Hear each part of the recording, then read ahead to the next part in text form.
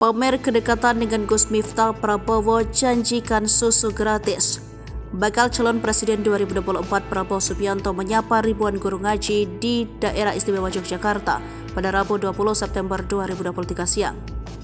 Ia didampingi pengasuh Ponpes Ora Aji Gus Miftah. Sekitar 2 jam lebih Prabowo Subianto berdialog dengan para guru ngaji yang hadir pada waktu itu. Sebagai calon presiden, dirinya membawa 17 program prioritas dan 8 program cepat. Salah satu yang disinggung yakni terkait pembunuhan gizi bagi anak-anak di Indonesia. Untuk memenuhi program itu, Prabowo berjanji memberikan susu gratis.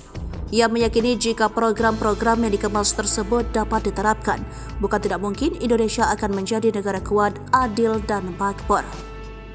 Prabowo Subianto juga mengatakan akan menaikkan gaji guru, ASN, TNI Polri, serta para perangkat desa apabila kelak memimpin Indonesia.